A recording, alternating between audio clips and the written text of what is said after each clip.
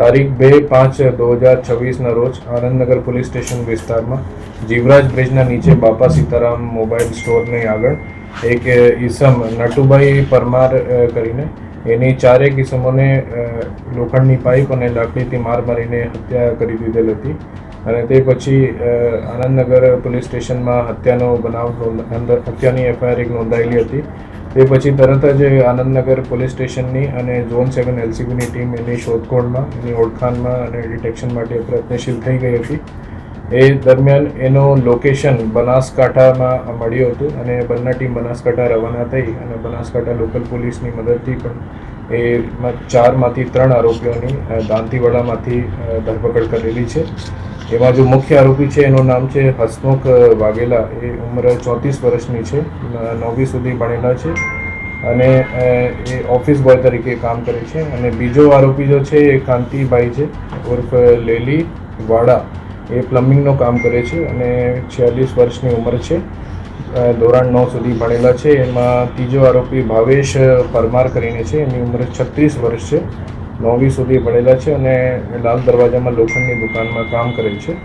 અને એક ચોથા આરોપી અત્યારે પકડવાનું બાકી છે, જેનું નામ છે કેતન ગલચોર. આ હત્યાનું મૂળ કારણ એવી છે કે જો મરણ જનાર છે એના દીકરા છે કૌશિક, અને કૌશિકની લગ્ન 5 વર્ષ અગાઉ પ્રેમ લગ્ન થયા હતા માલવિકા જોડે. અને માલવિકાની મધર વર્ષાબેન, જો મુખ્ય આરોપી છે હસમુખ વાઘેલાની કૌટુંબિક બહેન છે. અને 28/4 વર્ષાબેન એના દીકરી માલવિકા અને કૌશિક જોડે ઝઘડો થતો હતો, જેમાં હસમુખ સમાધાન માટે ગયા હતા. અને તે પછી હસમુખ અને સાથીઓ જોડે કૌશિકને ઘરે ગયા હતા, જ્યાં હસમુખ અને મરણ જનાર નટુભાઈ વચ્ચે ઝઘડો થયો હતો. અને એ ઝઘડાની અદાવત રાખીને 2 તારીખના દરમિયાન એને હસમુખે આપણે સાથીઓ સાથે જઈને એને લોખંડની પાઇપ અને લકડાથી માર મારેલ હતી, જેમાં એની મૃત્યુ થઈ ગઈ હતી. એક આરોપીની અત્યાર સુધી તપાસ ચાલુ છે એને ગોતવાની, અને બીજા આનંદનગર પોલીસને આગળની કાર્યવાહી હાથ ધરી છે.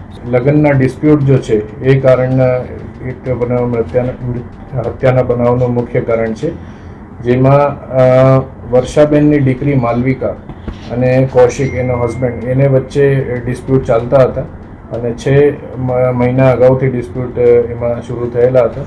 અને એ ડિસ્પ્યુટ આગે કરીને વર્ષાબેનના ભાઈ હસમુખ અને કૌશિકના ફાધર મરણ જનાર નટુભાઈ એ વચ્ચે એટલા મોટા થઈ ગયા હતા. હસબન્ડ વાઈફ વચ્ચે મનદુખ ચાલતા હતા અને 6 મહિના અગાઉ પણ મિસકેરેજના એક બનાવ બનેલા હતા, જેના કારણે સમજાવ અને સમાધાન માટે પર પ્રયત્ન ચાલતા હતા.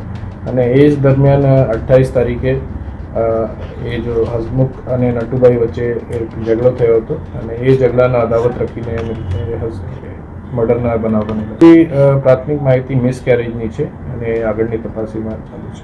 સાહેબ, હસમુખ અન્ય આરોપીઓને લઈ ગયા હતો, કોઈ લાલચ આપીને લાવ્યો તો મિત્રતાના ભાવથી આવ્યા હતા કે કેવી રીતે આવ્યા? એમાં જો એક આરોપી અત્યારે પકડવાના બાકી છે, એ એની ફોઈના દીકરા છે અને બીજા 2 એના મિત્ર છે. એ અહીંયાથી 2 આપની બાઇક જોડે અહીંયા આવ્યા હતા અને એ બાઇક કરીને પછી ઉબરથી રાણી વિસ્તારમાં ગયા અને ઉબર કરીને તે પછી બસ કે બીજા માધ્યમથી બનાસકાંઠાના જો મૂળ ગાંવ છે ત્યાં ફરાર થઈ ગયા હતા. અને એનો આગળનો મોટિવ એવું છે કે રાજસ્થાન જઈને કદાચ ત્યાંથી આગળ ફરાર થઈ જાય એવી એની માનસિકતા હતી. મંદિરે કઈ ગયા હતા કોઈ? આ મંદિરે છૂપવા માટે અને પોલીસથી બચવા માટે મંદિરો વિસ્તારમાં જુદા જુદા નાના ગેસ્ટ હાઉસ હોય છે, તેમાં એ પોલીસથી ગિરફથી બચવા માટે ત્યાં ગયા હતા. આવા જ અવનવા વિડીયો જોવા માટે ફોલો કરો ઇન સેકન્ડ્સ.